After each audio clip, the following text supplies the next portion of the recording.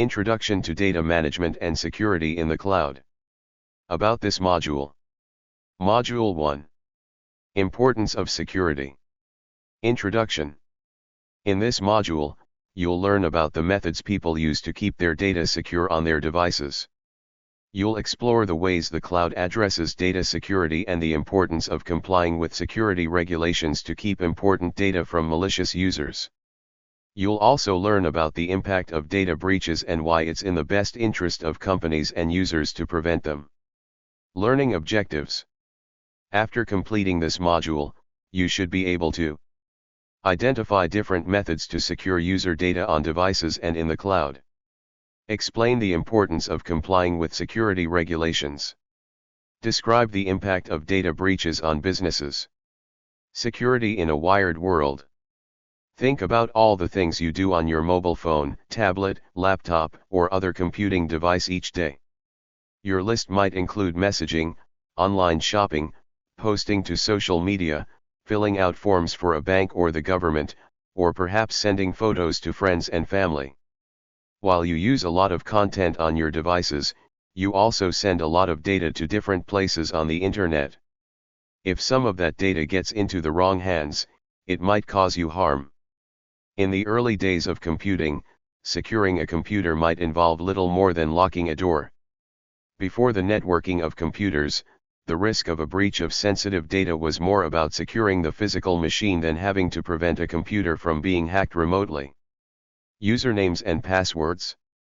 Risks to computer systems and more importantly to the data they store and process increased dramatically with the beginning of network devices. Keeping computers secure changed to relying on usernames and passwords. Ideally, only the person who created the username and password knew what they were. The combination of the two created a unique digital identity. This identity was known as a front door identity, which allows or prevents individuals from accessing the computer. Usernames and passwords are like the security guard in the lobby of an office building. Assuming no other security measures are in place like locked doors or security cameras, once someone gets past the security guard, they have freedom to access the entire building. Beyond the front door, protecting user data. Usernames and passwords are still in regular use today. But many users create weak passwords because they're easier to remember. Or they reuse the same password many times. If someone breaks or hacks that password, other digital resources using the same password are also at risk. Check out How to Create a Good and Strong Password, opens in a new tab, by cybernews.com to find tips for setting up your strong passwords. A woman logging into an account on a mobile phone. Using strong passwords. Weak passwords often contain recognizable words, such as my password 1. Protecting a computer with strong passwords that use a random mix of uppercase letters, lowercase letters, numbers, and special characters can be very effective at preventing security breaches. An example of a strong password is GZZ1N9A2. Using biometrics. An alternative to using passwords to access computers and data is using biometrics. Biometrics are security methods that use your physical characteristics. Devices that recognize your face, fingerprint, voice, or retina are using biometrics. A person is using a keyboard with a key for fingerprint recognition. Businesses are using biometrics so that users don't need to remember dozens of unique passwords. Because biometric security is much more difficult to break, securing your data with your face or fingerprint is safer. It's also more convenient to use. Password protection layers. Some devices and applications require users to provide 2 or more methods of authentication. For example, when you access your email, you might need to enter your password and then enter a code that the email provider sends to your mobile phone. This is known as two-factor authentication, 2FA, or multi-factor authentication, MFA. This type of authentication ensures that if someone guesses your password or a system hacks it, they won't be able to access your email because they won't have access to the code sent to your mobile phone.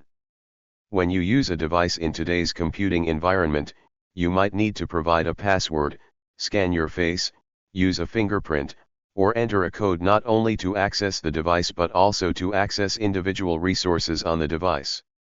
For example, you might use Face ID to unlock your mobile phone and then enter a password to access your banking app.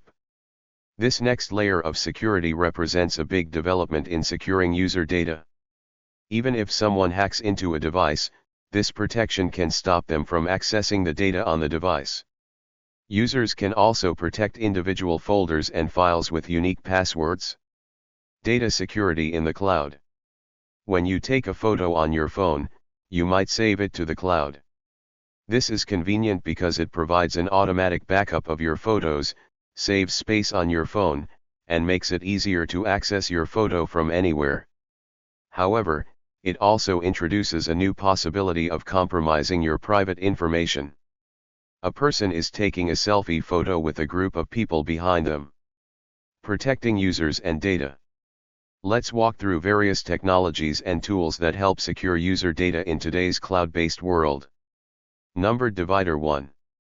Many cloud providers are developing systems to protect data in different ways. Some systems encrypt data as it moves over the internet.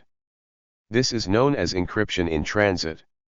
For example, messaging apps encrypt messages in transit to prevent anyone else from viewing the messages. Some systems encrypt data on the storage system itself. This is known as encryption at rest. For example, a business might choose to encrypt employee data that they store in the cloud. Even if a hacker accesses the data, without the decryption key they won't be able to read it. Providers design the system so that only their tools can decrypt the data. Numbered divider 2. Many devices and websites also use sophisticated methods to find patterns in user behavior. They can alert you if things happen on a device or website that fall outside of those patterns. For example, credit card companies have done this for many years. They assume you will generally use your card in your home area. If suddenly the card is used in another country, the credit card company takes a better safe than sorry approach and alerts you that someone might be fraudulently using your card. Detecting patterns and then using those patterns to predict future behavior is sometimes called heuristics. Heuristics comes from a Greek word meaning discovery. Engineers define what behaviors would be useful to observe and then figure out how to apply those observations to create security alerts. Numbered divider 3. Computer systems also watch for the same type of behaviors. Suppose you generally log into a website from a specific geographical location like from your home. The website keeps track of this. If the website detects someone trying to log in using your details from another part of your country, it can alert you by email or text message and ask you to confirm whether it's actually you. This type of alert can save users and the website operators from serious problems. Numbered divider 4. When you want to protect your personal computer, you might install a virus scanner or a firewall. Websites need similar protection, too. People with malicious intent might try to steal data or cause a website to fail. For example, a denial of service, DOS, attack attempts to overload a website by sending an enormous amount of fake requests to it. While responding to all the fake requests, the website can't respond to the real requests from its users. Cloud services include tools that engineers can use to keep their services safe from different types of attacks. These tools can include the following. Prevention tools detect DOS attacks and then either prevent the fake requests from reaching the website or alert the cloud engineer about the attack so they can respond. Monitoring tools examine the status of web services. Cloud engineers use them to view every aspect of their cloud service so they can detect if anything is under attack. Many cloud services offer a dashboard cloud engineers can customize to quickly see all essential data about their cloud service. Development tools that web developers use to create websites have built-in features that can alert cloud engineers about problems with their code that could cause security issues. Complying with security regulations. Cloud-based solutions are applications or services that run on the internet and users can access from any device. They offer many benefits, such as scalability, flexibility, and cost efficiency. However, they also pose some security risks, such as data breaches, cyber attacks, and unauthorized access. Therefore, it's important that cloud developers and cloud engineers comply with security regulations when developing cloud-based solutions. A woman looking at monitors in a control room. Security regulations are rules or standards that aim to protect the confidentiality, integrity, and availability of data and systems in the cloud. They might vary depending on the industry, location, or type of data involved. For example, healthcare providers in the U.S. might need to follow the Health Insurance Portability and Accountability Act, HIPAA, which sets strict requirements for protecting personal health information. Similarly, financial institutions might need to comply with the Payment Card Industry Data Security Standard, PCI DSS, which specifies how to handle credit card data securely. Complying with security regulations when developing cloud-based solutions can help prevent or mitigate the negative consequences of security incidents. These might include legal penalties, reputational damage, customer loss, or operational disruption. Enhance the trust and confidence of users in the solutions. Enable the solutions to meet the expectations and needs of different markets and regions. Developers need to follow some best practices to comply with security regulations for their cloud-based solutions. Assess. Conduct a risk assessment to identify and prioritize the potential threats and vulnerabilities in the cloud environment. Control. Implement appropriate security controls to protect the data and systems from unauthorized access, modification, or destruction. These measures might include encryption, authentication, authorization, firewall, antivirus, and backup. Monitor. Test and monitor the security performance and compliance status of the cloud-based solutions regularly. Promptly address any issues or gaps. Educate. Educate and train staff and users on the security policies and procedures and ensure their adherence.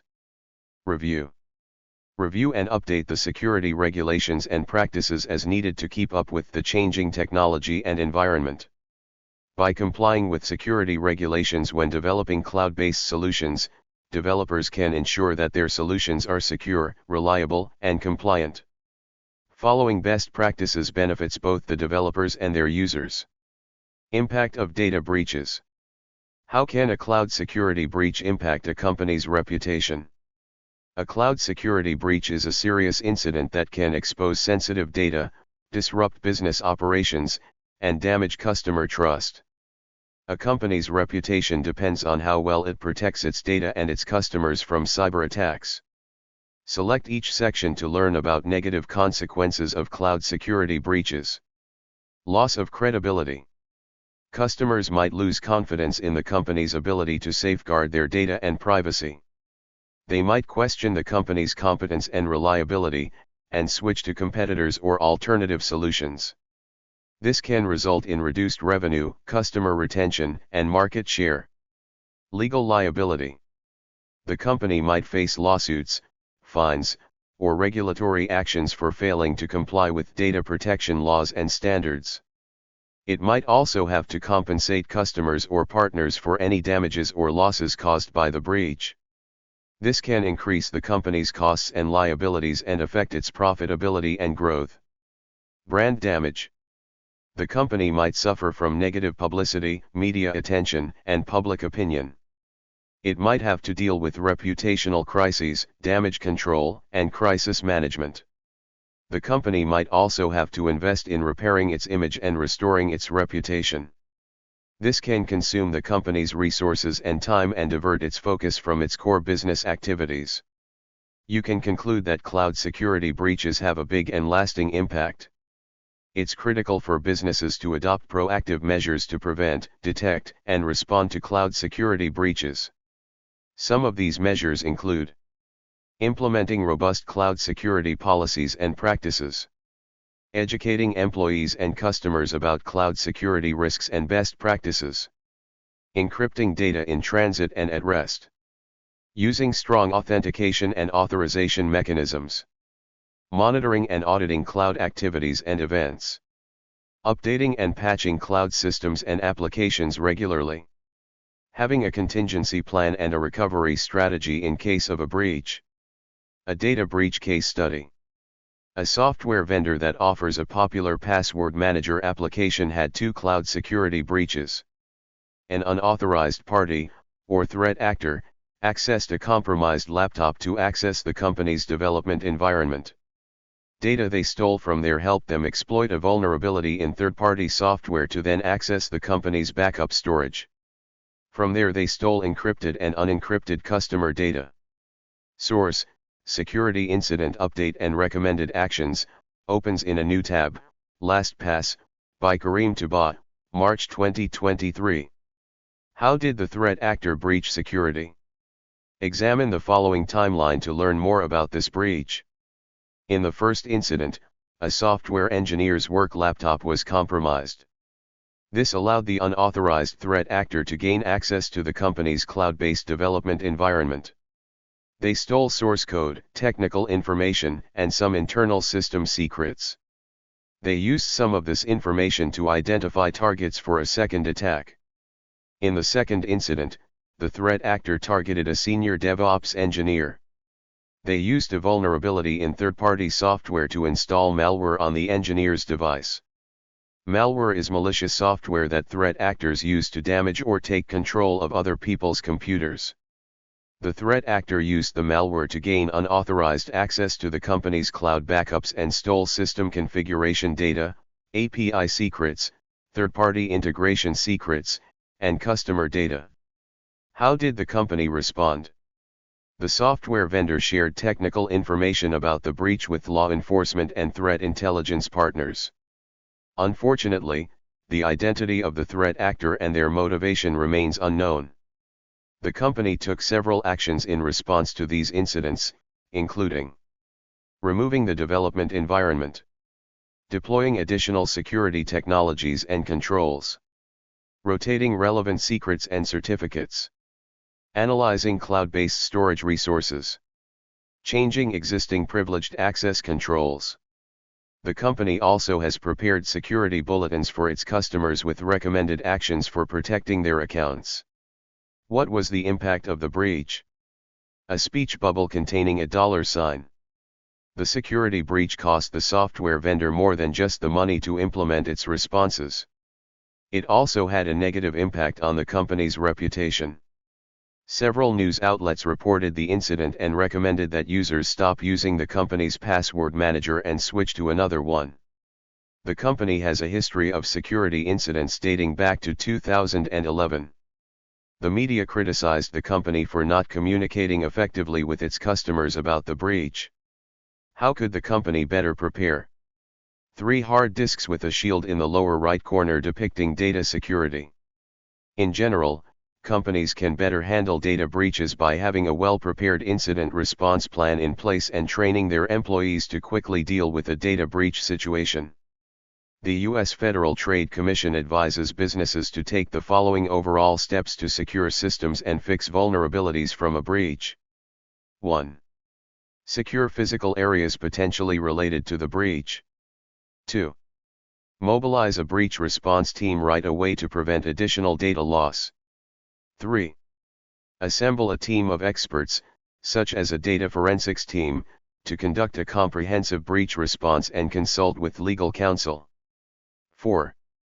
Take all affected equipment offline immediately, but don't turn it off until forensic experts arrive. 5. Review the company website if the data breach involved an attack on web-based services. And review other websites for copies of stolen data. 6. Talk to the people who discovered the breach and anyone else who might know about it. 7.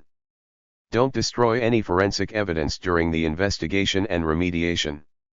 Source: Data Breach Response, a Guide for Business, opens in a new tab, Federal Trade Commission. Companies often establish a Chief Data Officer position who is responsible for the company's overall data strategy, including mitigating data breaches. It's also worthwhile to educate employees on common cybersecurity threats that might lead to a breach and how to avoid them. About this module. Module 2. Cloud-based security vulnerabilities. Introduction. In this module, you'll learn about various cloud vulnerabilities and the problems they can cause. You'll discover ways of mitigating these vulnerabilities using security principles. Then you'll explore how a business can implement such principles to help keep their data and systems secure. Learning objectives. After completing this module, you should be able to identify types of vulnerabilities to avoid in cloud security. Describe approaches to mitigating cloud security vulnerabilities. Explain the process of implementing cloud security principles. Types of cloud vulnerabilities. A vulnerability in a cloud-based service is a weakness or flaw in its security. Threat actors exploit vulnerabilities in software in several ways, called attack vectors. An attack vector in cloud security is a way that cybercriminals can access or damage cloud data or applications. For example, threat actors can use stolen or compromised credentials to log into cloud accounts and launch attacks. It's important for cloud engineers to be prepared for attack vectors. Here are some of the types of vulnerabilities to avoid when businesses develop cloud services. Misconfiguration. One of the main vulnerabilities in cloud services is misconfiguration. Misconfiguration is when the settings and options of the cloud service are not properly adjusted to match the security needs of the cloud engineer. For example, if the cloud engineer grants too much access to a data storage service, it might expose sensitive information to unauthorized parties. Or if the cloud engineer doesn't enable encryption or backup for their data, it might be lost or corrupted when an attack occurs. To prevent misconfiguration, engineers should follow the best practices and guidelines provided by their cloud service provider, and use tools to scan and detect any potential issues. Poor access management. Another vulnerability in cloud services is poor access management. This refers to the lack of proper authentication and authorization mechanisms for users and services that access the cloud resources. For example, if a cloud engineer doesn't use strong passwords or multi-factor authentication for their service, they might make their users vulnerable to phishing or brute force attacks that can compromise their accounts. Phishing attacks are attempts to trick users into revealing personal information like passwords or credit card details. And in brute force attacks, hackers repeatedly submit different passwords in the hope of eventually using the correct one. Cloud engineers should also implement the principle of least privilege, which means giving only the minimum access required for a specific task or role. Not doing so can create unnecessary exposure for their data and applications.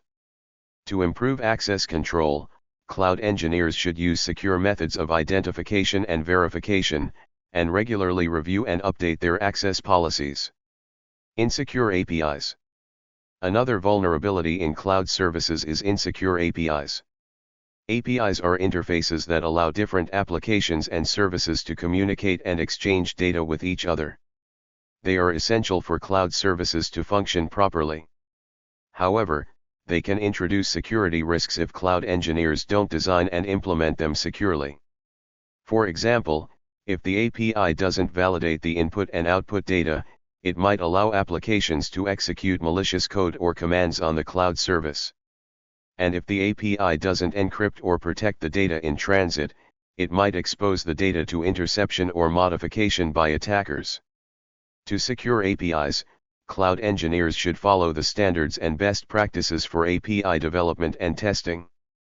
They should also use encryption and authentication techniques to protect their data. System vulnerabilities.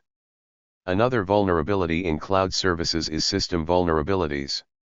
These are flaws or weaknesses in the software or hardware components of the cloud service platform that attackers can exploit to compromise its security. For example, if the cloud service provider doesn't apply patches or updates regularly, it might leave their system vulnerable to known exploits. And if the cloud service provider doesn't isolate or segregate their resources properly, an attacker might be able to access other users' data or applications.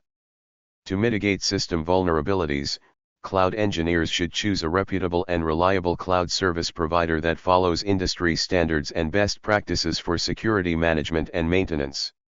Lack of monitoring. Another vulnerability is lack of monitoring. This means that a cloud service does not keep track of or provide alerts on its activities and events, such as who accessed what data and when. Without logging and monitoring, threat attackers might be able to perform malicious actions without being detected or traced. These are some of the common vulnerabilities that can occur in cloud services. They can affect the confidentiality, integrity, and availability of data and applications hosted on the cloud platform. So, it's important for businesses to be aware of these risks and take appropriate measures to protect their cloud resources from potential attacks. Ways to mitigate vulnerabilities.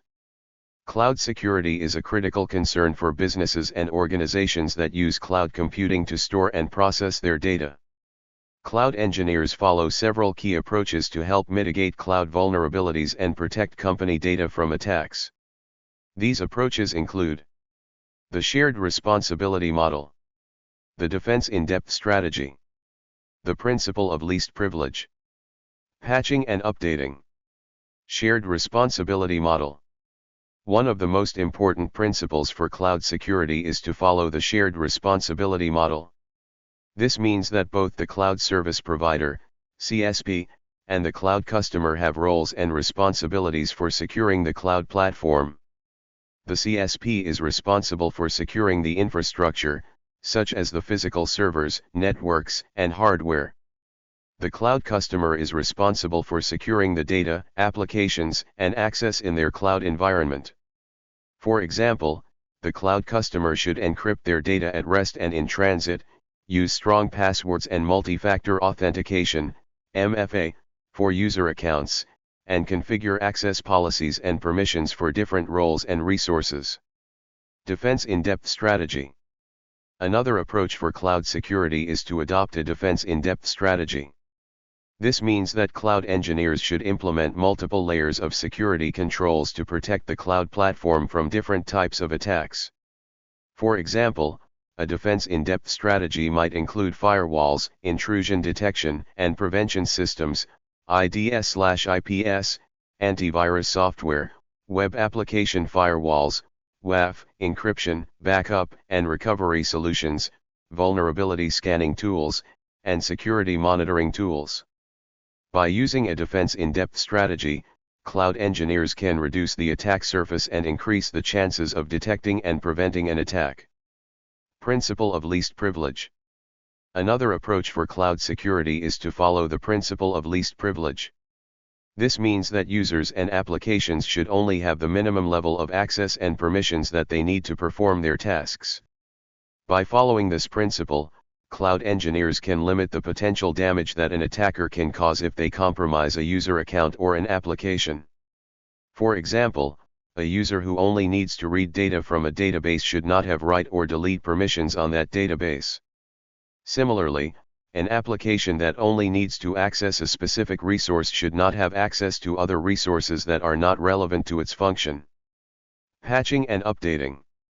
Patching and updating are processes of applying fixes or improvements to software or systems that have known problems or vulnerabilities. These problems or vulnerabilities can affect the performance, functionality, or security of the cloud services. Threat actors can exploit unpatched software to access or damage data stored on the cloud. For example, when a cloud engineer applies a security patch to a web server that hosts a website on the cloud, the security patch might fix a vulnerability that could allow hackers to inject malicious code into the website. By applying the patch, the cloud engineer prevents hackers from exploiting the vulnerability and compromising the website or its visitors. These are some of the general principles that cloud engineers can use to mitigate cloud vulnerabilities and enhance cloud security.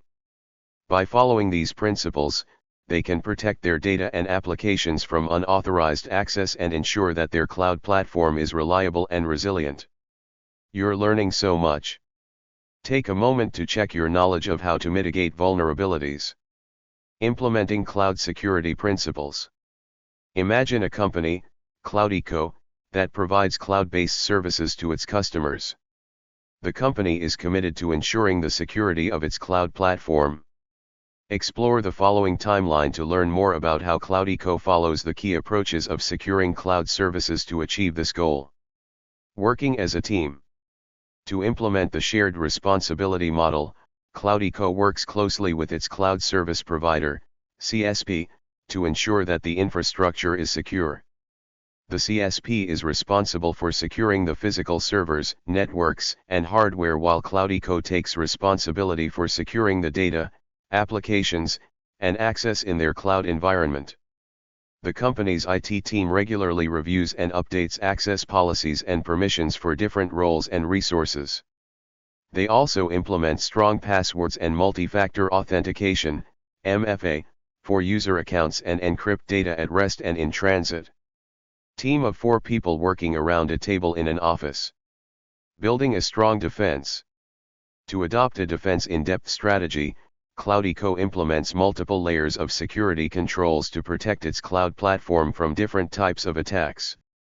The company's IT team installed firewalls, intrusion detection and prevention systems, IDS/IPS, antivirus software, web application firewalls, WAF, and encryption tools.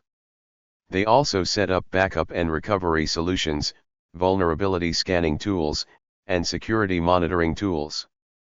By using a defense in-depth strategy, Cloudico has reduced the attack surface and increased the chances of detecting and preventing an attack.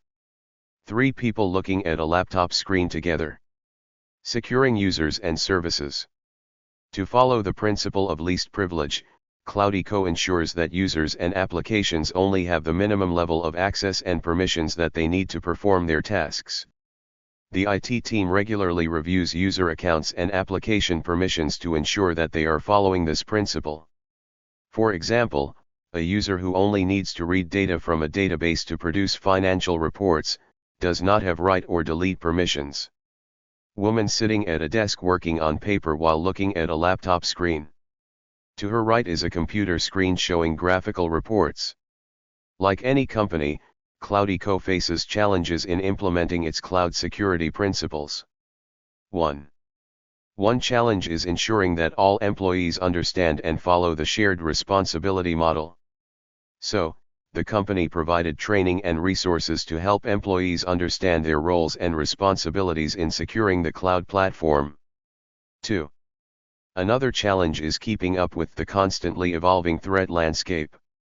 The Cloudico IT team regularly reviews and updates its security controls to ensure that they were effective against new and emerging threats.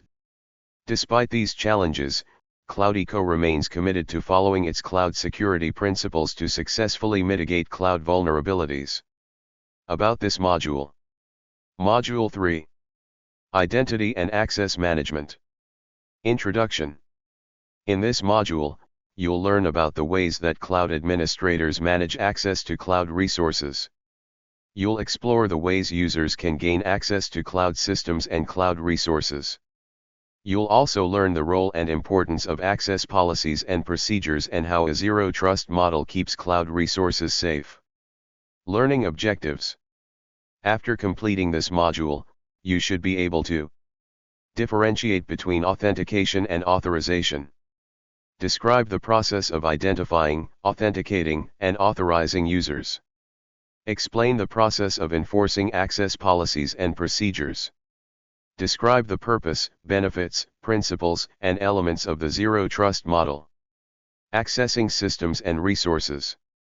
In the 1992 movie Sneakers, a team of thieves breaks into a bank. They encounter plenty of obstacles like security guards, alarm systems, and door locks.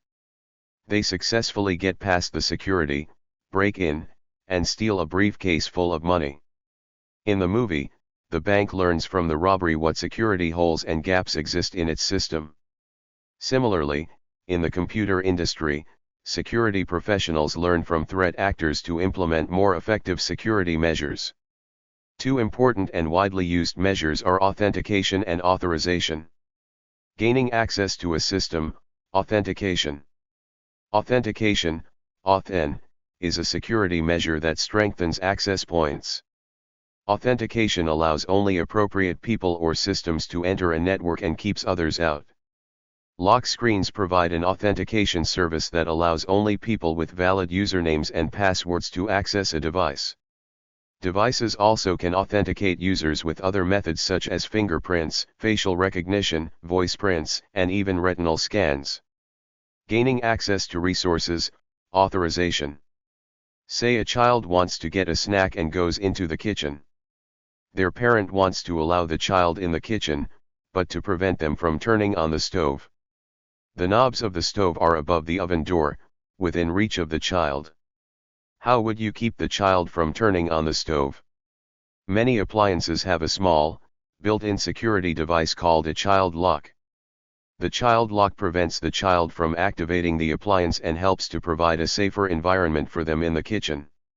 Authorization, AuthZ, provides access to resources within a system. While authentication allows or prevents a user, or another system, from accessing a device or a system, authorization gives or denies them permission to use certain resources after the device or system authenticates them. Authentication and authorization work together. Many cloud services automatically authorize authenticated users of a particular service to access the resources on the service. For example, on a cloud-based file storage system like Box or Google Drive, files get the credentials that the device used to authenticate the user. Similarly, when you log into your mobile phone, it automatically gives you permission to read and write files, access settings, and download applications. This isn't always the case in business environments. Sometimes users have authorization to perform some tasks but not others. Cloud management tools enable IT professionals to lock down certain resources and leave others open for the user. In both cases, authorization works with authentication to identify a user or another system. It uses this information to enable or disable access based on a predefined policy. Authenticating and authorizing users in the cloud. Many popular movie streaming services have a feature for creating a profile for each person in your home. For example, you can set up child profiles with built-in restrictions on certain types of movies. Authentication, the profile, determines what type of access the child has. Authorization. Some of these services might have a setting that requires a password to stream certain features, say R-rated movies. In this case, you have a single account for the family that uses a single authentication, the family profile, but to watch specific movies the user needs to be authenticated with a password. A family sitting around a television screen while using other devices. These security measures come from a cloud service. An icon of a shield containing a cloud. Cloud services use both authentication and authorization. They can use different types of data to determine whether a user is authenticated. Some digital streaming services attempt to prevent account sharing. They determine your location by using the IP address of the device that you are using to attempt to log in. They also use the zip codes of registered users. If you use an IP address that is outside the range of zip codes for that account, they prevent access to the service. Pass-through authentication. Imagine you're a student doing research with professors and students at another university. You share documents and other resources back and forth. To access your resources, you log into your university's network and have access to your files. To see your colleagues' resources, you are given separate credentials to log into their network. Would it be easier and more convenient to be able to access the resources at the other university without having to log in twice with two sets of usernames and passwords? Students working with a professor in a library? With pass-through authentication, sometimes called single sign-on, you can. You might have seen this type of system in use if you've logged into a cloud service, maybe a music streaming service, using your social media profile. In this scenario, the music streaming service trusts your social media service, which means it will not put the service at risk. So, if you log into your social media profile, that service tells the music company to trust you. Your social media provider verifies your identity and then passes it through to the music service. An icon showing a computer on the left accessing multiple apps in the center, with an open padlock on the right. Networks can determine the source of a network request using information like IP addresses and domain names. Because of this, Institutions like schools, businesses, and companies can set up a trust relationship between various networks. Entities in trust relationships share limited user information. The second network doesn't need to know your personal details or password, it just needs to know that the first network has confirmed who you are. This makes it possible for you to access your colleagues' resources at the other university when you log into your own university's network. If you're logged in and access the resources from your university's network, you'll be authorized on the other network and be allowed in. Have you ever tried to make a purchase where the clerk asked you for 2 pieces of identification, ID? Multi-factor authentication. A woman using multi-factor authentication receiving a code on her mobile phone to authenticate an app on her laptop. 1 piece of ID might be difficult to fake. 2 is even harder. This is the basic principle for multi-factor authentication, MFA. MFA requires users to enter 1 or more pieces of identification, such as a username and password, combined with a secondary form of ID to access a computer, system, or service. Some businesses send a code to an email address or phone number for the secondary ID. And some companies use physical cards or USB dongles. An alternative to these methods is using an identity application. This is another form of multi-factor authentication. The identity application shows a unique string of numbers that changes every minute. The user needs to enter that number in an online form for access. Check what you've learned about authentication and authorization using these examples. Enforcing access policies and procedures. Cloud administrators are IT professionals who manage cloud computing resources, such as servers, storage, networks, and applications. They are responsible for ensuring that the cloud services are running smoothly and securely. And they make sure that the services meet the needs and expectations of the users and the organization. A woman working on a computer in a server room. Cloud administrators are also responsible for managing who can access cloud resources and what they can do with them. They use policies and procedures to enforce access rules and protect data from unauthorized or malicious users.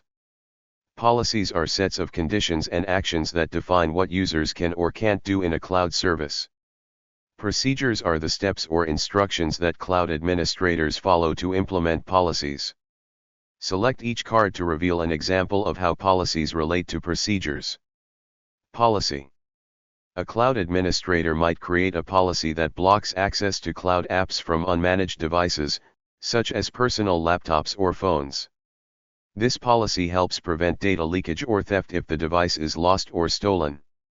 To create this policy, the cloud administrator uses a web interface, a command line, or an application programming interface, API, that the cloud provider supplies.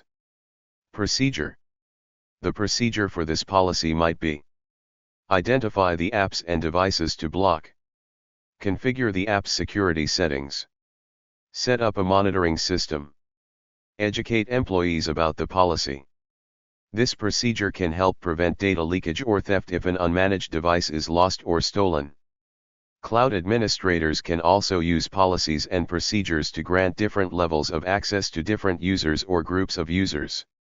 By using policies and procedures, cloud administrators can control and monitor access to cloud resources and data, comply with security standards and regulations that apply to their organization or industry. One of the tasks that cloud administrators perform is generating reports when users are not following cloud policies and procedures. Here are 3 example scenarios in which a cloud administrator would need to write a report. A user or group exceeds their allocated cloud storage. A cloud service or application experiences an outage or a performance issue due to misconfiguration or improper deployment. A cloud resource or an account is compromised or accessed by an unauthorized user as part of a breach. Scenario: using reporting to enforce policy. Imagine you are a cloud administrator for a large company that uses cloud services to store and process data. Your job is to ensure that the company's employees use cloud resources efficiently and securely. You've set up some cloud security policies that define the rules and best practices for accessing and managing the cloud data. For example, you have a policy that requires employees to use strong passwords and multi-factor authentication when logging into the cloud accounts. However, not all employees follow the cloud security policies. Some use weak passwords or share their credentials with others. Some store sensitive data in unencrypted or public folders. Some use unauthorized or outdated applications to access the cloud data.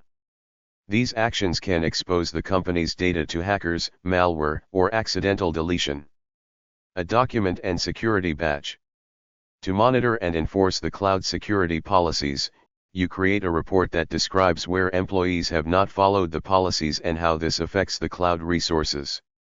You use various tools and methods to collect and analyze the data, such as logs, audits, alerts, scans, and reports.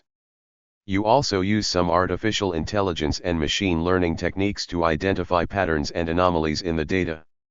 The report helps you and your team to inform the employees of the policy. You can use the report to educate the employees about the cloud security policies and why they are important. You can also provide feedback and guidance on how to follow the policies correctly. Enforce the policy. You can use the report to identify and correct any violations of the policies. You can also apply some automatic or manual actions to prevent or mitigate any breaches, such as locking accounts, deleting files, or blocking applications. Identify risks. You can use the report to assess the level of risk and impact of each policy violation. You can also prioritize and address the most critical or frequent issues first. Optimize the cloud resources. You can use the report to optimize the performance and cost of the cloud resources.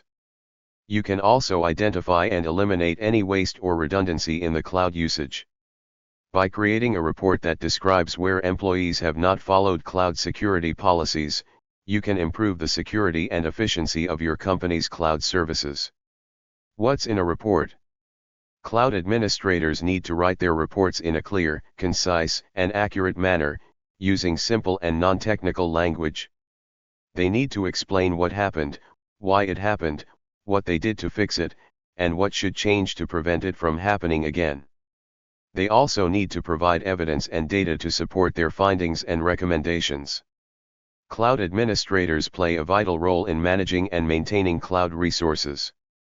They help to ensure that the cloud environment is secure, reliable, and cost-effective. Zero Trust, fully secure. The Zero Trust model is a way of securing modern organizations by removing the assumption of trust and enforcing strict verification and authorization. In this model, every user, device, and component is considered untrusted at all times, regardless of whether they are inside or outside of an organization's network. The Zero Trust model is designed to adapt to the complexities of the cloud environment, where data and applications can be accessed from anywhere and by anyone. An icon depicting a user and a security shield inside a circular clockwise arrow. The Zero Trust model is based on three main principles. Select each card to explore the Zero Trust model principles. Verify explicitly. The services must authenticate and authorize every access request based on multiple factors, such as identity, location, device health, and data sensitivity. Use least privilege access. Users and devices should only have the minimum level of access they need to perform their tasks, and that they should only gain access for a limited time and under certain conditions. Assume breach. Design security measures to minimize the impact of a potential attack. Do this by encrypting data, segmenting networks, and monitoring for anomalies. The purpose of the Zero Trust model. A pair of glasses on a laptop keyboard with the laptop screen displaying code in the background. The Zero Trust model can help organizations to improve their security, enable digital transformation, empower productivity, comply with regulations, reduce costs and complexity. However, implementing the Zero Trust model requires a strategic approach that covers 6 key elements: identities, devices, applications, data, networks, and infrastructure. Identities. This element focuses on verifying the identity of every user before granting access to resources. Administrators can do this by using multi-factor authentication and identity management solutions. Devices. This element focuses on ensuring that only secure and compliant devices can access resources. Administrators can use device management and endpoint security solutions to implement this. Applications. This element focuses on securing the applications that users access. Administrators can use application security and access control solutions for this. Data. This element focuses on protecting the data that users access and share. Administrators use data encryption and data loss prevention solutions to protect data. Networks. This element focuses on securing the networks that connect users to resources. Administrators can secure networks by using network segmentation and network security solutions. Infrastructure. This element focuses on securing the underlying infrastructure that supports the organization's operations. Administrators use infrastructure security and compliance solutions to secure this. By implementing these 6 key elements, organizations can adopt a zero-trust model that helps prevent unauthorized access and data breaches in complex and hybrid environments. About this module. Module 4. Databases and DBaaS. Introduction. This module covers the Database as a Service, DBaaS, cloud service. You'll learn about the ways DBaaS differs from on-premises databases and find out about the maintenance and security advantages that DBaaS provides to cloud users. You'll also discover how DBaaS is easier to manage than on-premises databases and offers many options to fit any data needs a cloud user might have. Learning objectives. After completing this module, you should be able to describe Database as a Service, DBaaS. Explain how DBaaS simplifies database management. Identify the benefits of DBaaS. Explain the security features that DBaaS provides. Delivering database services on the cloud. Data is at the heart of Internet services. It is estimated that in 2022, 265 exabytes of information were created each day. Source: Data Never Sleeps 10.0. Opens in a new tab, Domo. That means that depending on the storage size of the laptops, a single person would need 265 million laptops to store all the data that they create each day. But, that data is only impactful if it is useful to the people who need it. Databases exist to keep all that information organized and to efficiently and securely deliver it to the destinations that need it. Think about the last time you couldn't find your favorite shirt or a pair of jeans. If you organize your clothes, then it's easier to find what you're looking for each morning. You can organize your clothes by type, season, or color. Each of these organization methods is a type of structure. Databases provide structure to data so it's easier to store and retrieve. Database as a Service, DBaaS, is a way of storing and managing data online without having to worry about the technical details. Instead of buying, installing, and maintaining database software and hardware, businesses use a DBaaS provider that offers these services for a fee. A DBaaS provider is like a landlord who rents out apartments to tenants. Tenants can choose the size, location, and features of their apartment, but they don't have to deal with the maintenance, security, or utilities. The landlord takes care of all that for them. Server racks containing multiple servers. The servers have multicolored networking cable coming out from the back of them. Benefits of using DBaaS.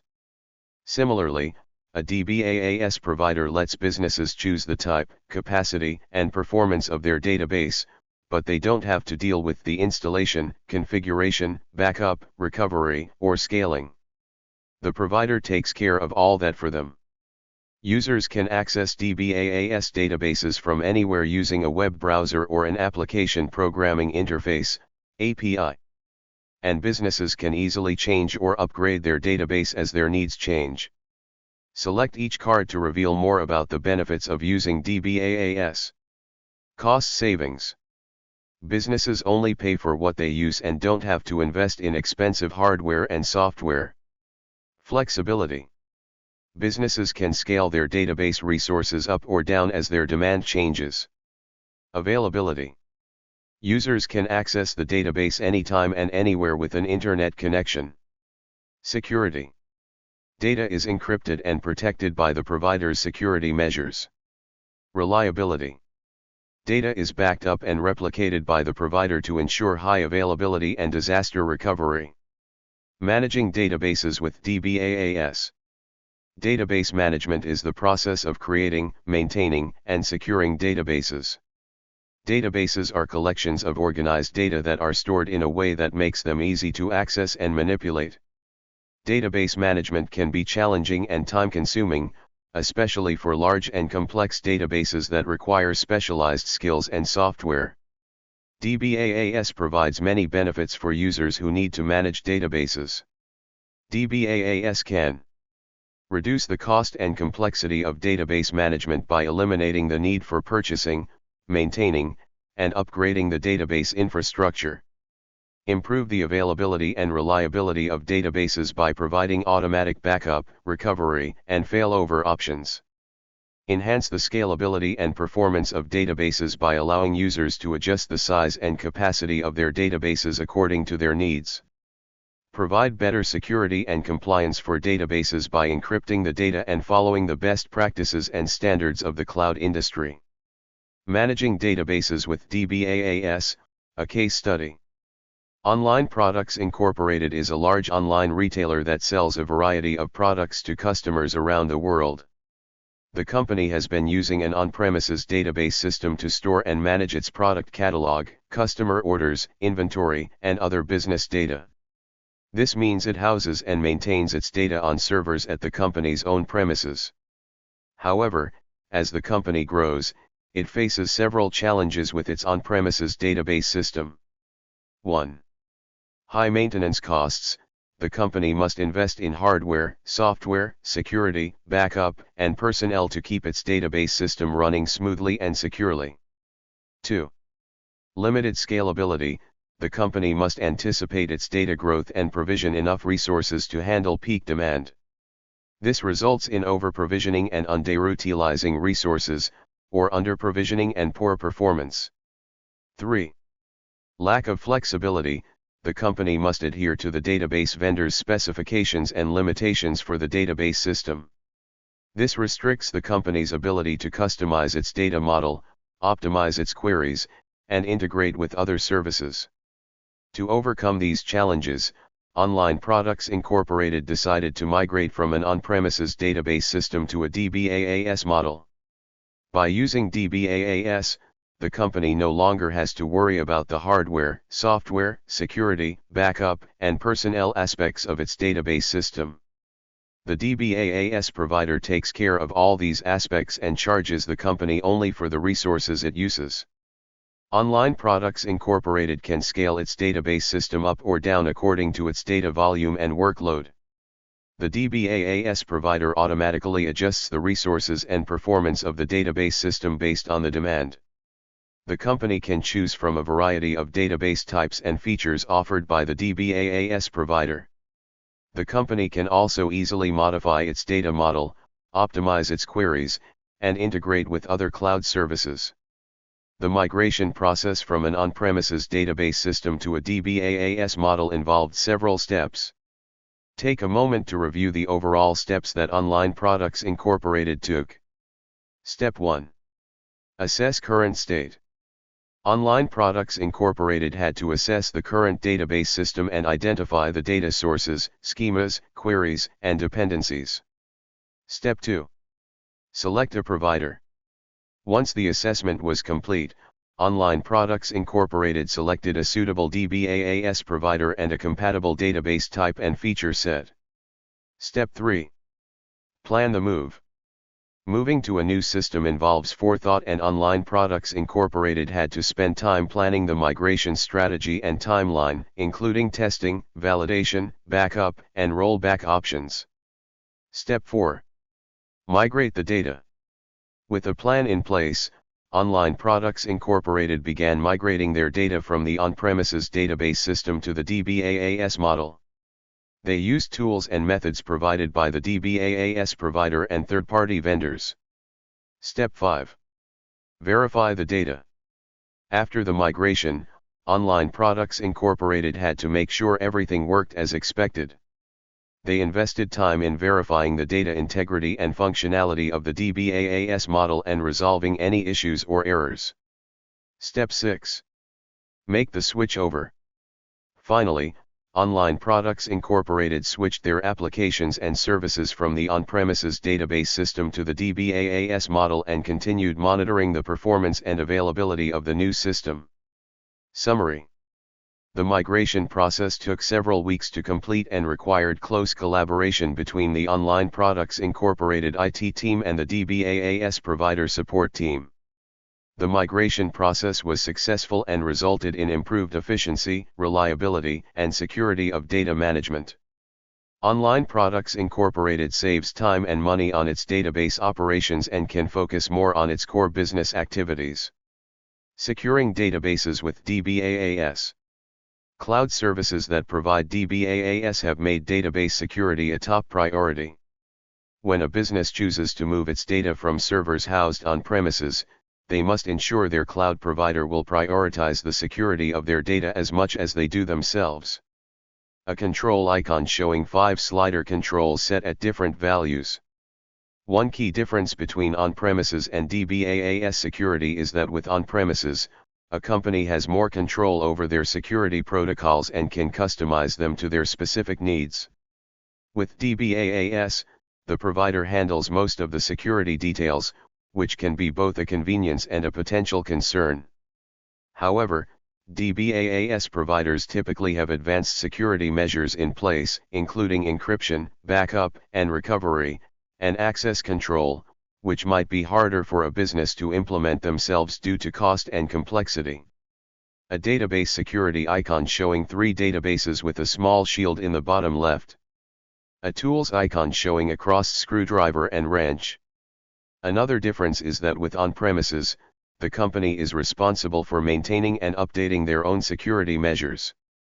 With DBaaS, the provider takes care of most of the maintenance and updates, which can free up resources for other tasks. However, companies also must trust that the provider is keeping up with the latest security measures and responding to new threats in a timely manner. Security features of DBaaS. Cloud databases have many of the same security features that on-premises databases provide. However, DBaaS has an advantage over on-premises databases in that most of the security features are built in and managed for the user. Further, cloud providers manage continual improvements and updates, so the risk of security gaps lessens over time. Encryption. One of the main security features of DBaaS is encryption. Encryption is a process of transforming data into a secret code that only authorized parties can read. DBaaS providers use encryption to protect data when storing it on their servers and when transferring it over the internet. This means that even if someone manages to access the data, they will not be able to understand it without the proper key. Backup and recovery. Backup and recovery are methods of saving copies of data and restoring them in case of a disaster. DBaaS providers offer backup and recovery services that automatically create and store backups of data on multiple locations and devices. This means that businesses don't have to worry about losing their data due to hardware failure, human error, natural disaster, or cyber attack. Access control. Access control is a way of limiting who can access the data and what they can do with it. DBaaS providers offer access control tools that allow you to set permissions and roles for different users and groups. This means that businesses can control who can view, edit, delete, or share their data, and track their activities. By using DBaaS, companies can take advantage of the benefits of cloud computing without compromising the safety and privacy of their data.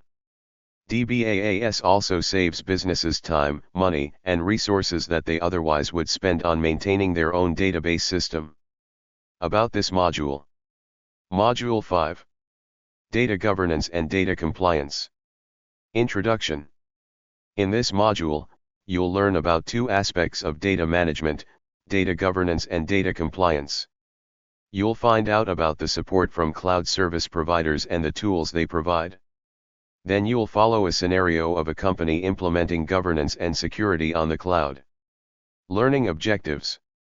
After completing this module, you should be able to describe data governance and data compliance.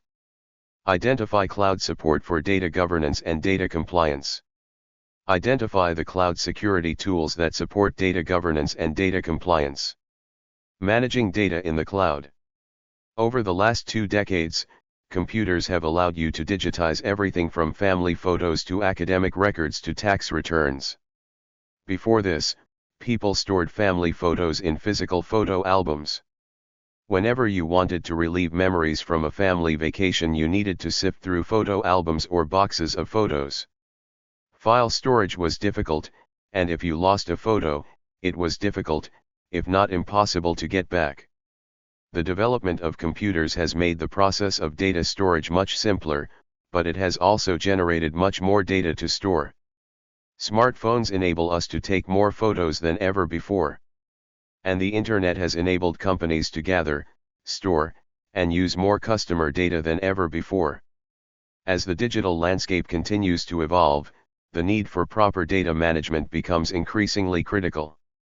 Managing data effectively involves 2 interrelated activities: data governance and data compliance. Data governance is the collection of processes, policies, roles, metrics, and standards that ensures an effective and efficient use of information in the cloud. It helps to ensure that data is clean, accurate, secure, and available for authorized users. Data governance also helps to establish data management practices that align with the organization's goals and comply with external regulations. Data compliance is the adherence to the rules and regulations that apply to the data in the cloud. These may include industry standards, government laws, contractual obligations, or ethical principles. It helps to protect the data from unauthorized access, misuse, or loss. Compliance also helps to avoid legal risks and reputational damage that may result from data breaches or violations. Select each tab to reveal a cloud computing example of data governance and data compliance being used in managing healthcare data. Data governance and patient information. It's critical for healthcare companies to manage patient records. The company can store the records in a cloud provider's servers, but it still needs to protect the privacy and confidentiality of the data.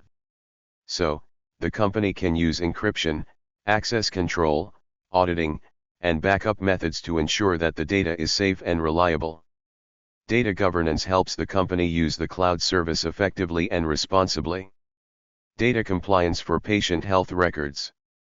It's critical for healthcare companies to follow industry standards to comply with relevant laws and regulations.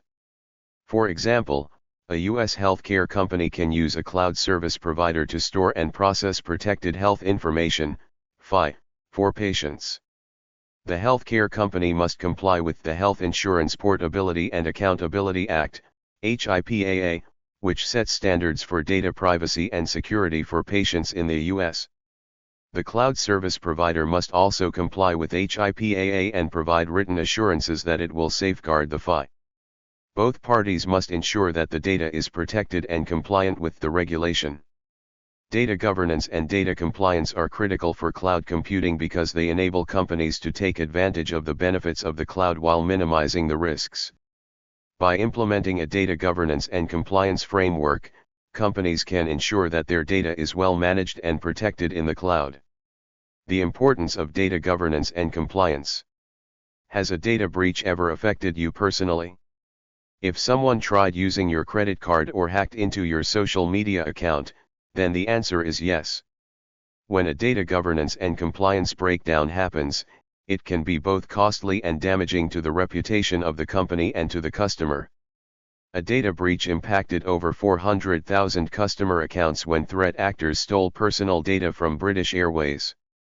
The airline faced major reputational damage after the data breach. Plus, the UK government fined British Airways £20 million for the data breach under the General Data Protection Regulation, GDPR. Source: British Airways data breach, What Can We Learn? Opens in a new tab, Data Protection Network, by Simon Blanchard, October 2020. Effective data management can't always prevent threat actors from improperly accessing data. But proper governance and compliance with regulations plays a crucial role in the safety of the data. Proper data management can ensure that appropriate security measures, such as encryption, access controls, and backup strategies are in place. You're learning so much. Take a moment to check your knowledge about data governance and data compliance. Cloud support for data governance and compliance. Cloud service providers offer different levels of support for data governance and data compliance depending on the type of service they offer and the contract they have with the customer. Here are some of the common ways that cloud service providers support data governance and data compliance. Certifying their compliance. Providing tools and documentation for customers. Collaborating with customers and regulators. Certifying compliance. Cloud service providers often provide certificates that demonstrate their compliance with various standards and frameworks. One type in the US is the Federal Risk and Authorization Management Program, FedRAMP, which provides guidance for how federal agencies should use cloud services. Providing tools. Cloud service providers offer tools and features that help customers to manage their data. These might include tools for encryption, backup, recovery, access control, logging, and auditing. Providing documentation. Cloud service providers usually share documentation and guidance that helps customers understand their roles and responsibilities in data governance and compliance. Documentation might include service level agreements, SLAs, terms of service, TOS, and privacy policies. Collaborating. Cloud service providers collaborate with customers and regulators to address issues or requests related to data governance and data compliance. These might include data subject requests, DSRs, data breach notifications, and audits. Customers who use cloud services should clearly identify their objectives and requirements for data governance and compliance before choosing a cloud provider. Compare the offerings of different cloud providers and form a cloud service agreement that specifies the expectations and obligations of both parties. Monitor and review their data governance and compliance status regularly and report any incidents or concerns to the cloud provider or the relevant authorities. Cloud security tools that support governance and compliance.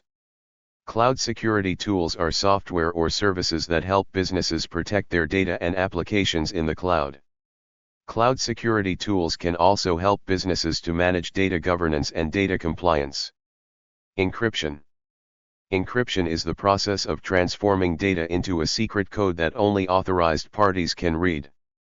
Encryption can protect data at rest, stored in the cloud, or in transit, moving between the cloud and the user.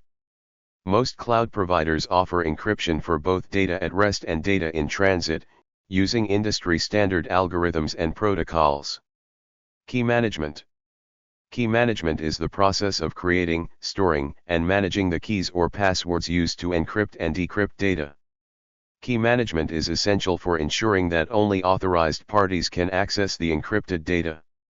Key management services can allow businesses to create and manage their own encryption keys, or use the cloud provider's managed keys. Identity and access management, IAM. IAM is the process of defining and enforcing who can access what resources in the cloud, and under what conditions. IAM can help businesses control and monitor the access of their employees, customers, partners, and vendors to their cloud data and applications. Cloud providers offer IAM services that allow businesses to create and manage user accounts, roles, permissions, policies, and multi-factor authentication. Data loss prevention, DLP. DLP is the process of detecting and preventing the unauthorized exposure or leakage of sensitive data from the cloud. DLP can help businesses comply with data privacy and security regulations, such as GDPR and HIPAA. DLP services allow businesses to scan, classify, and monitor their cloud data for potential risks and violations. Security Information and Event Management, SIEM. SIEM is the process of collecting, analyzing, and correlating security-related data from various sources in the cloud, such as logs, alerts, events, and incidents. SIEM can help businesses detect and respond to cyber attacks, breaches, or anomalies in their cloud environment. By using these services, businesses can safeguard and monitor their data, applications, and environments with security services. Understand the future state of their business and risk-based security program, and establish cloud security at every layer of the cloud software solution to enable their business goals. Integrate native cloud security controls like IAM and DLP. Implement secure by design methodologies. This means that security is not an afterthought or a patch, but a core principle that guides every decision and action. A secure by design methodology helps to prevent vulnerabilities, protect data, and comply with regulations. Establish security orchestration and automation to define and enforce their enterprise cloud security program. Businesses can also monitor and adapt to the threat landscape, and detect and contain attacks by orchestrating effective organization-wide incident responses. Scenario: implementing governance and security on the cloud. DBaaS is a large multinational corporation that operates in various industries, such as manufacturing, retail, and finance. It has a complex and diverse cloud infrastructure, consisting of multiple cloud providers, regions, and services. DBaaS needs to ensure that its cloud resources are compliant with various regulations and standards, including GDPR and ISO 27001. ISO 27001 is standardized guidance on running an information security management system. It uses cloud services to implement governance and compliance controls for their cloud infrastructure to achieve this goal. 3 people having a discussion in an office environment. Introduction. DBaaS followed a step-by-step process to implement governance and compliance controls for its cloud infrastructure. Let's walk through the steps DBaaS took. Step 1. Defining a checklist icon with 3 checkboxes and lines. DBaaS defined its compliance requirements and policies based on the applicable regulations and standards, as well as its own business objectives and risk appetite. It also identified the relevant stakeholders and roles involved in the compliance process, such as compliance officers, auditors, developers, and operators. Step 2. Mapping a cloud asset icon with 2 overlapping squares inside a circle. DBaaS mapped its compliance requirements and policies to specific cloud resources and services, such as virtual machines, storage buckets, databases, and APIs. It also assigned tags and labels to its cloud resources to facilitate identification and classification. Step 3. Implementing a DevOps monitor icon with a heartbeat shape in the bottom right and 2 vertical lines in the top left. These are joined by 2 sides of a hexagon in the top right and 2 sides in the bottom left. DBaaS used cloud services to ensure that its cloud infrastructure adheres to its compliance policies and rules. This includes monitoring the setup and activity of its cloud resources, identifying any deviations or violations from the expected state or behavior, and taking corrective actions or sending alerts as needed. It also used cloud services to secure, backup, and audit its cloud data and assets. Step 4. Reporting a report icon with a tabbed folder that has 3 vertical lines. DBaaS used cloud services to gather and present information about its compliance status and performance within its cloud infrastructure. This included creating reports and dashboards that display the compliance level of each cloud resource and service, as well as the company's overall compliance. DBaaS also used cloud services to store and access logs and records that detail the compliance activities and events that have taken place within its cloud infrastructure. Step 5.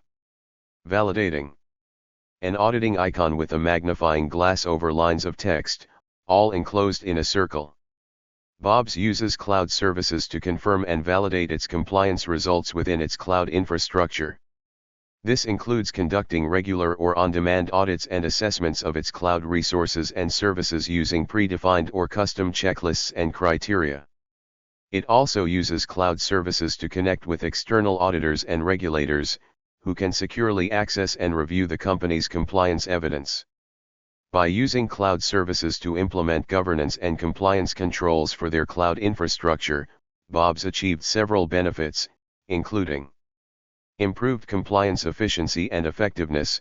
Bob's can automate and streamline the compliance process across its cloud infrastructure, reducing manual errors and inconsistencies, increasing consistency and accuracy, and enhancing visibility and transparency.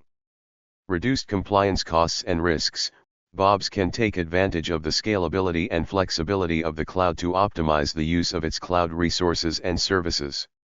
This helps it lower operational expenses and overheads, minimize waste and redundancy, and mitigate potential threats and vulnerabilities. Increased compliance agility and innovation. Bob's can adapt to changing compliance requirements and expectations faster and easier, using the cloud's dynamic and elastic capabilities, enabling continuous improvement and learning, and fostering collaboration and innovation. About this module. Module 6. You're a Cloud Security Analyst. Introduction. In this module, you'll learn about your new Cloud Security Analyst role. You'll be working alongside a senior Cloud Security Analyst who is an expert in security. They will guide you through the process of creating an IBM Cloudant data resource and then running security and compliance checks on it. Learning objectives. After completing this module, you should be able to identify typical tools and skills to apply when working with cloud security. Create an IBM Cloudant data resource on IBM Cloud.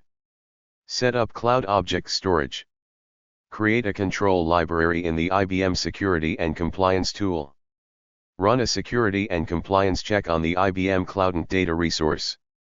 Your new Cloud Security Analyst role. It's your turn. A Cloud Security Analyst's ID badge. You've done it. You've studied, practiced, and worked alongside other professionals. Now you have accepted a role as a Cloud Security Analyst. It's your turn. What does your new job involve? Your role. Your entry-level role is to provide general support for other cloud security analysts to protect your global company resources on the cloud. Your customers.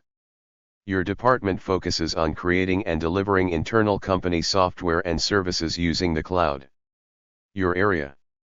You work alongside security and database experts to assist them in their work. Assignment. Your first task is to assist a senior cloud security analyst to create an IBM Cloudant data resource on IBM Cloud. Cloudant databases are ideal for web, mobile, and serverless cloud applications, and the development team requested this type of database from your team. You'll then use the IBM Security and Compliance tool to create a security profile for the IBM Cloudant resource and test it to ensure it meets the security requirements of your organization. A woman having a video call and writing down notes. The toolkit. As a cloud security analyst, you will use a variety of tools depending on the task. For this project scenario, you'll use the interface from your company's cloud provider, IBM Cloud, to interact with the cloud services. The skills to apply. As a cloud security analyst, you are going to learn the skills to deploy a database and analyze its security configuration.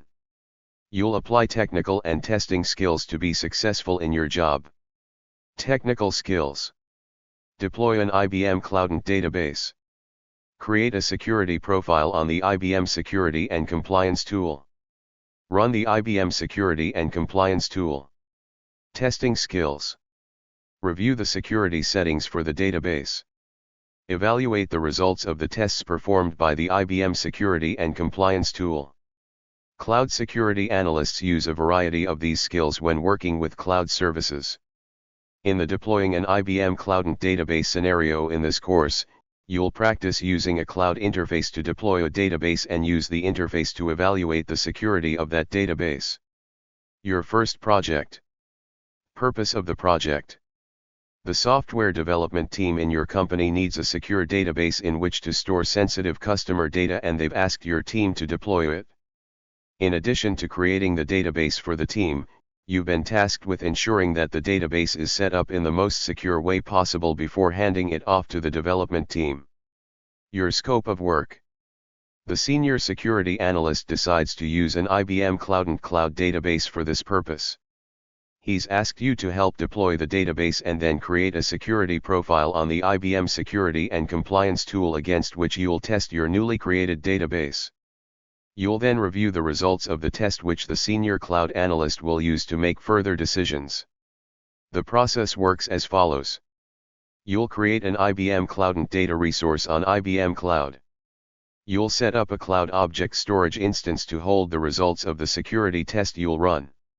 You'll create a profile in the IBM Security and Compliance tool which will run a set of security tests on the IBM Cloudant database.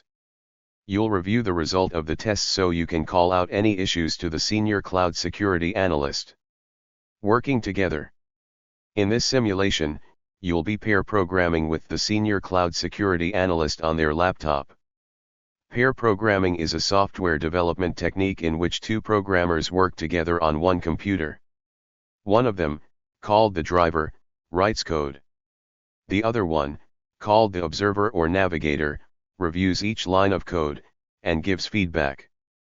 The two programmers frequently switch roles to share their skills and perspectives. During the simulation, you will take the role of the observer when reviewing the work of the senior engineer and the role of driver when writing code.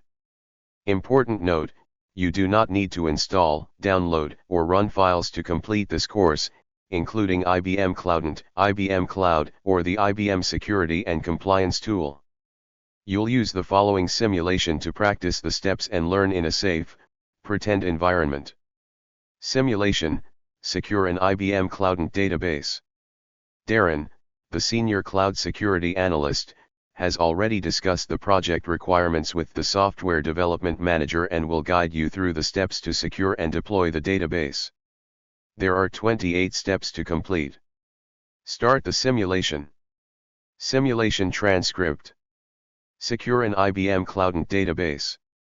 Darren, the senior security analyst, welcomes you to the project. Here, you have IBM Cloud. Open and ready to use. Select the next arrow to continue. 1. Darren explains that the first step is to create an IBM Cloudant database on IBM Cloud. IBM Cloudant databases are ideal for web, mobile, and serverless cloud applications, and the development team requested this type of database from your team. Select the next arrow to continue. 2. Darren asks you to change the name in the instance name field to US Cloudant database and leave all other values as their defaults.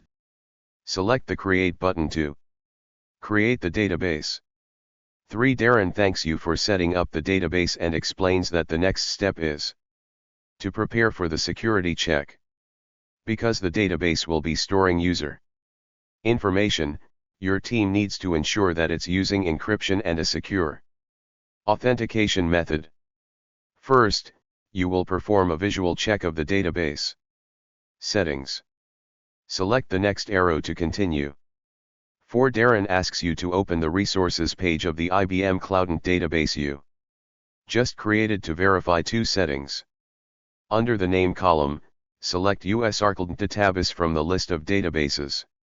5. Darren asks you to verify 2 settings to ensure the database is secure. Notice that the authentication methods is using IBM Cloud IAM. This ensures that only authorized users can access the database. Also notice that disk encryption is set to yes, which ensures that the data in the database is securely stored and transported. Select the next arrow to continue. 6. Your next task is to create a cloud object storage instance. Darren explains that to store the results from the compliance and security tests you'll be running, you need to set up this object storage service. This type of storage is best for files and other unstructured data. Select the next arrow to continue. 7. You find the Cloud Object Storage Service in the IBM catalog. Take a moment to review all the default settings for the instance you're creating. Notice that your Creating this storage on the IBM Cloud, but it's possible to use object storage from an on-premises source or even from another cloud provider. Select the Create button. 8. Darren explains that you've created the cloud object. Now you need to create a bucket to store any files that will be put in object storage. For this project, the result of your security test will be stored here. Select the Create Bucket button. 9. Darren says you can use a predefined bucket for this project. He explains that using this option will optimize the bucket type for you, so you don't have to configure a lot of options. Under the Predefined Buckets section, select the arrow in the Quickly Get Started block. 10. Darren tells you that you can leave the default bucket name as it is. Select the Next button. 11. Because you're not uploading files at this point, you can just create your bucket. Select the View Bucket Configuration button.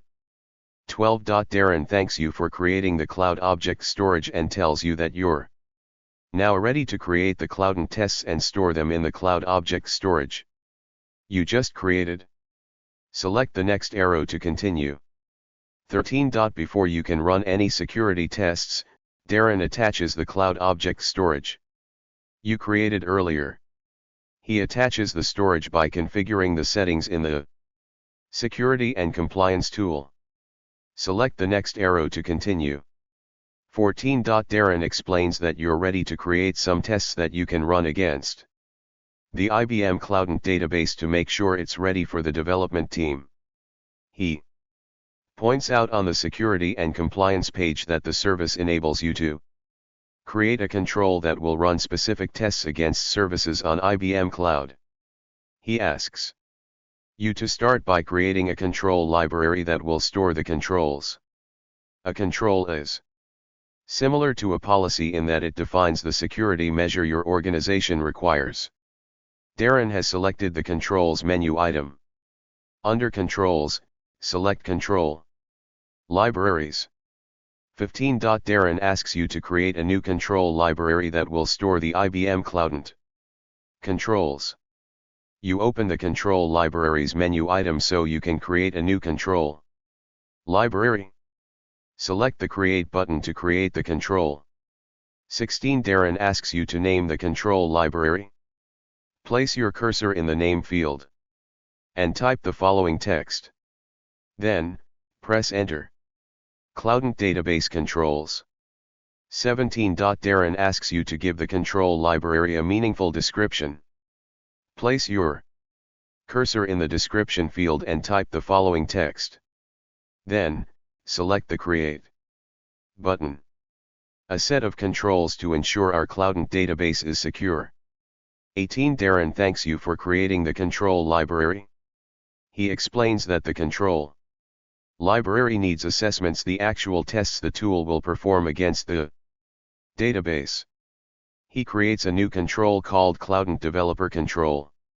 Darren finishes the steps to add assessments to it. Select the next arrow to continue. 19. Darren asks you to examine each of the Cloudant control assessments. Notice that 2 of them are related to secure communication. The last one in the list is related to a specific type of encryption that corporations use when they want to tightly control particular areas of their security. Select the next arrow to continue.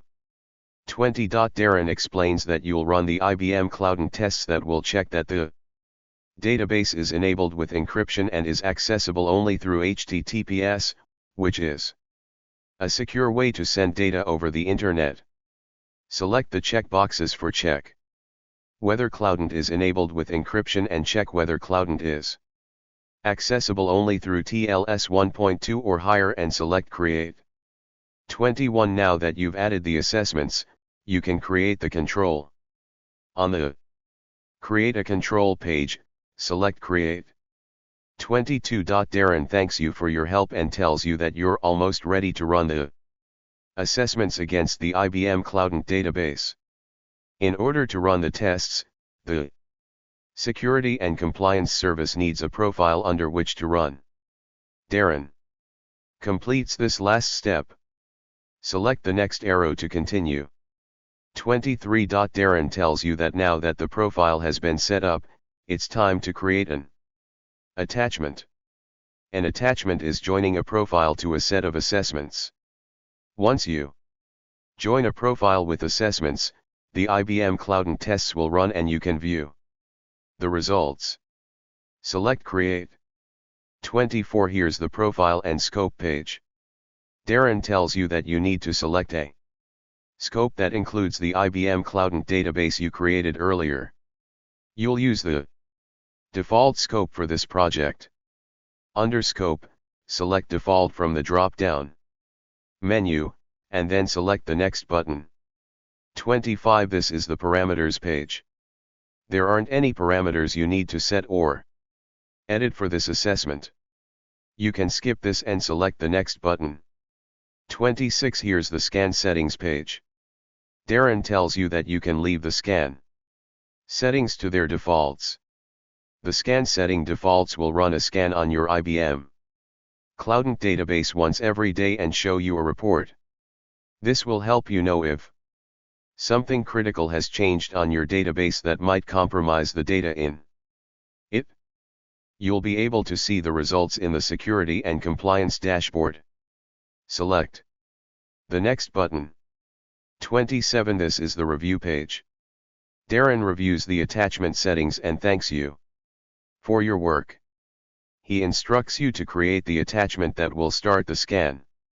After the scan runs, the tool will create a file that stores the result of the tests and place it in the object storage bucket you created in a previous step. Select the Create button. 28. Darren congratulates you on a successful scan. He asks you to review the results. Notice the green check marks next to each of the assessments. This means your IBM Cloudant database passed the tests. Nice work. Select the next arrow to continue. You successfully created a secure IBM Cloudant database. You reviewed the settings on the database that showed that the database is secure. You then created controls that test the database to assess that the database uses the HTTPS protocol and that it is encrypted. You attached a profile to these controls that regularly tests the database to ensure nothing has changed. Great work! You successfully partnered with the senior cloud security analyst to create and secure a cloud-based database for your company's software development team. Explore more. Check out these resources if you'd like to explore the tools simulated in the scenario. Opens in a new tab. IBM Cloud Object Storage opens in a new tab. To learn more about this tool, its benefits, use cases, and more. IBM Cloudant opens in a new tab. To explore a short video about this tool and learn more about features. Intro to IBM Cloud Security and Compliance Center opens in a new tab. For a video that walks through the IBM Security and Compliance Center, SCC. You've come so far and learned so much. You learned about the importance of cloud data security. You learned ways to identify vulnerabilities in cloud data security and describe the essential features of identity and access management, IAM. You explored the delivery of databases using the cloud with the Database as a Service, DBaaS, cloud model.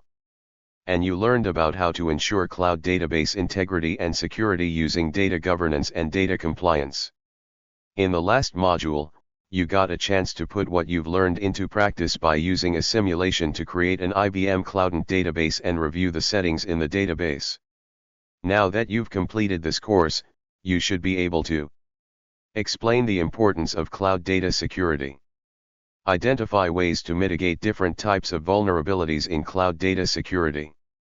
Describe the features of identity and access management, IAM. Explain database as a service, DBaaS, and the benefits that it provides. Identify ways cloud databases support data governance and data compliance. Create an IBM Cloudant database and review the security settings. Key points to remember. 1. Strong passwords with a random mix of uppercase letters, lowercase letters, numbers, and special characters can be very effective at preventing security breaches. 2. Using biometrics, such as your face, fingerprint, or retina for security can be more secure and easier to use than usernames and passwords. 3. Many cloud service providers encrypt data in transit, meaning that they encrypt it as it moves over the internet, and at rest, meaning that they encrypt it on the storage system itself. 4. Cloud service providers supply tools to help businesses prevent attacks, monitor services, and alert you to potential attacks. 5. Complying with security regulations helps build trust with customers and mitigate the reputational risk of attacks. 6. As well as potential loss of data, security breaches can result in loss of credibility, lawsuits and fines, regulatory actions, and brand damage. 7.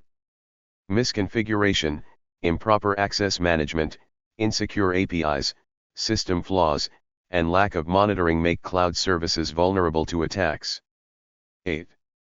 Both the cloud service provider and the cloud customer have roles and responsibilities in securing the cloud platform. 9. Using multiple layers of defense enhances security. 10. The principle of least privilege means giving only the minimum access required for a specific task or role. It limits the potential damage if an attacker compromises a user account. 11.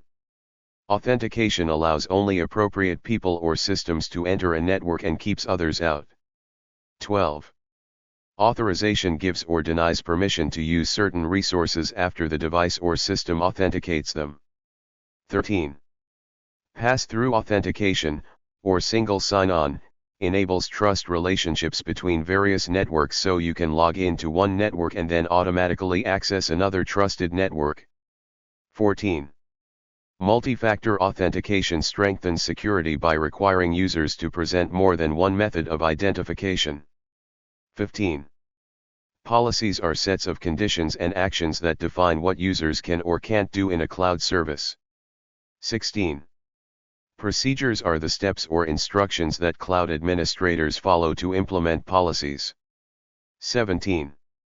In the Zero Trust model, every user, device, and component is considered untrusted at all times and requires strict authentication and authorization. 18. DBaaS is a way of storing and managing data online without having to worry about the technical details. It eliminates the need for purchasing, maintaining, and upgrading the database infrastructure.